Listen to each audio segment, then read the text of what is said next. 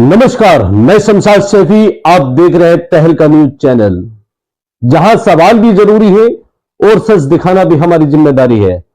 देश से लेकर प्रदेश तक हर जिले की सटीक खबरें बेखौफ। बिहार में विकास न होने की जिम्मेदार जनता खुद है। प्रशांत किशोर। नमस्कार, आप देख रहे हैं तहलका न्यूज चैनल। हाजीपुर से बड़ी खबर सामने आई है, जहां जन सुराज पार्टी के संस्थापक प्रशांत किशोर ने बिहार की बदहाली के लिए जनता को ही जिम्मेदार ठहराया है। हाजीपुर, वैशाली जन सुराज पार्टी वैशाली इकाई द्वारा जिला एवं प्रखंड स्तरीय कार्यकर्ताओं की संगठनात्मक घोषणा के बाद एक दिवसीय कार्यशाला का आयोजन किया गया। कार्यशाला को संबोधित करने के बाद प्रशांत किशोर ने प्रेस से बात की। प्रेस को संबोधित करते हुए प्रशांत किशोर ने कहा कि बिहार लालू जी के राज में जिस पायदान पर था, आज उससे भी नीचे आ गया है। इसके लिए बिहार की जनता खुद जिम्मेदार है।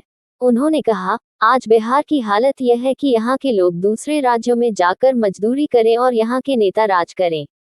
बिहार के लोगों ने जात पात और मुफ्त की राजनीति को वोट दिया, विकास को नहीं। जब तक जनता खुद नहीं जागेगी, तब तक बिहार का विकास संभव नहीं है। प्रशांत किशोर ने कहा कि जन सुराज का मकसद बिहार में नई राजनीतिक व्यवस्था खड़ी करना है, जहां शिक्षा, रोजगार और विकास मुद्दा बने। बिहार हाजीपुर से तहलका न्यूज के लिए सुधीर मालाकार की रिपोर्ट। साल नहीं रहे। अगर आप 2014 में के मुकाबले आज देखिएगा, जिसको भी बिहार में विकास दिख रहा है, मैं आपको एक आंकड़ा दे रहा हूँ। 2014 में प्रति व्यक्ति आय जो बिहार में थी, वो राष्ट्रीय औसत के मुकाबले, राष्ट्र के का जो प्रति व्यक्ति आय था उसके मुकाबले 32% था, और आज वो घट के 30% हो गया। मतलब दूसरे राज्यों के मुकाबले बिहार तो और पिछड़ता जा रहा है। हम लोग ये मानते हैं कि लालू जी का जो राज है बिहार में, वो सबसे खराब जंगल राज जिसको मानते हैं। उस समय भी बिहार में प्रति व्यक्ति आय राष्ट्रीय औसत के मुकाबले 40% थी, और आज बिहार में प्रति व्यक्ति आय 30% है। इसका मतलब ये है कि दूसरे राज्यों के मुकाबले आपकी तरक्की तो नहीं ही हो रही है, दूसरे राज्यों के मुकाबले बिहार और पिछड़ता जा रहा है।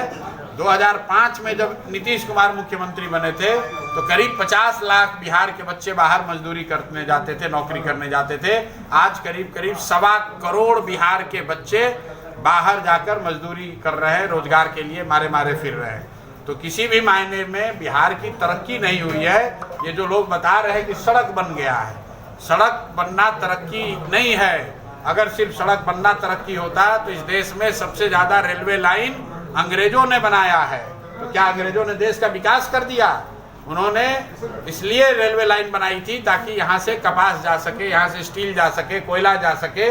उसी तरह नरेंद्र मोदी और जो अभी की सरकार है एनडीए की, ये सड़क और ट्रेन इसलिए चला रहे हैं ताकि आपके यहाँ से बच्चे मजदूर बनकर गुजरात जाएं।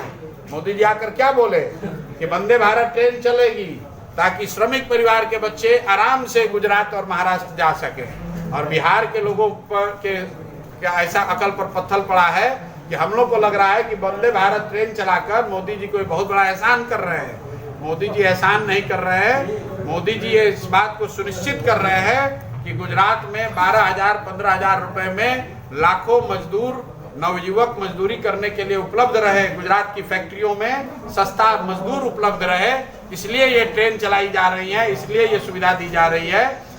अगर मोदी जी चाहते तो वही फैक्ट्री यहाँ लगती और ये कहते कि गुजरात से एक ट्रेन चलेगी जिसमें बिहार लोग आएंगे काम करने।